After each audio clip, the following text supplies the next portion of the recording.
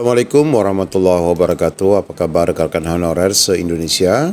Di video kali ini kita akan mengupdate informasi yang baru saja disampaikan oleh PAN RB berkaitan dengan kabar baik mulai bulan Januari tahun 2025.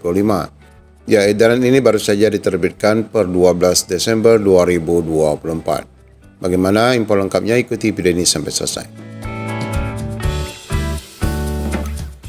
Baik, langsung saja kita baru saja mendapatkan informasi surat resmi edaran dari Kementerian PAN RB per 12 Desember 2024. Surat ini ditujukan kepada PPK pusat dan daerah, tentu saja ini untuk mengakomodir semua rekan-rekan honorer, yaitu berkenaan dengan penganggaran gaji bagi pegawai non-ASN. Berdasarkan pasal 66 Undang-Undang Nomor 20 Tahun 2023 tentang Aparatur Sipil Negara yang menyatakan bahwa pegawai non-ASN atau nama lainnya wajib diselesaikan penataannya paling lambat Desember 2024, dan sejak undang-undang ini berlaku, instansi pemerintah dilarang mengangkat pegawai non-ASN atau nama lain selain pegawai ASN. Sehubungan dengan hal tersebut, bersama ini dengan hormat kami sampaikan hal-hal sebagai berikut. Pertama, kami mengapresiasi PPK pusat dan daerah yang telah mengusulkan kebutuhan P3K 2024 sebagai salah satu komitmen dalam penataan pegawai non-ASN melalui pengadaan P3K tentu saja di daerah masing-masing. Kedua, sesuai dengan surat PLT Kepala BKN nomor sekian tanggal 27 September, yaitu berkenaan dengan jadwal seleksi P3K 2024 dan proses tahapan pelaksanaan seleksi P3K 2024, di mana saat ini adalah sedang berlangsung.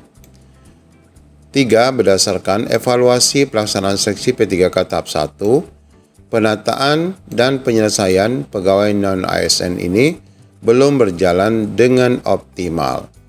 Sehubungan dengan hal tersebut di atas, agar PPK instansi pusat dan daerah melakukan hal-hal sebagai berikut.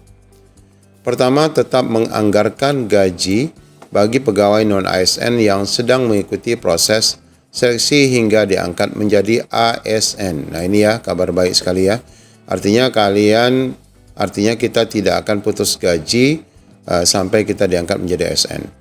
B. Apabila jumlah pegawai non-ASN yang telah mengikuti seluruh tahapan seleksi melebihi jumlah penetapan kebutuhan, ini artinya yang kalah perangkingan ya, pegawai non-ASN dapat diangkat menjadi P3K paruh waktu, sehingga anggaran P3K paruh waktunya harus tetap disediakan.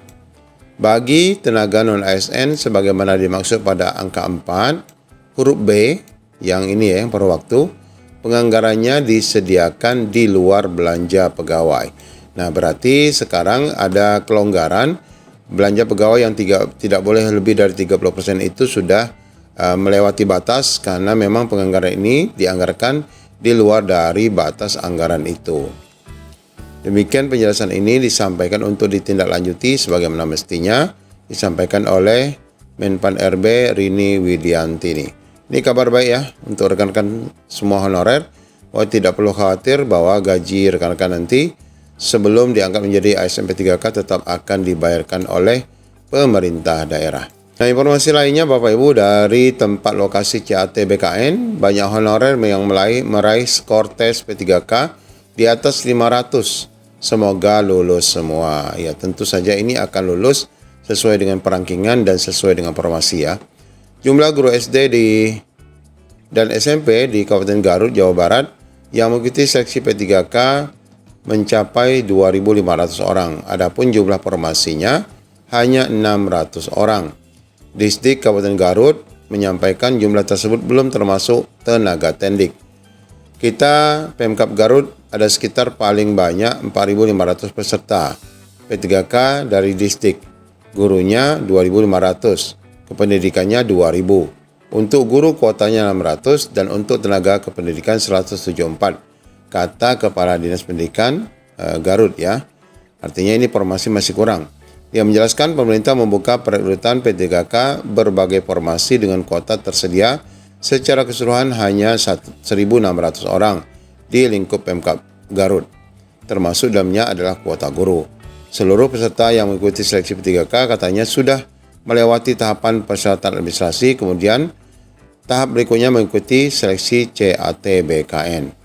Nah, ini diselenggarakan dari tanggal 10 sampai 14 Desember.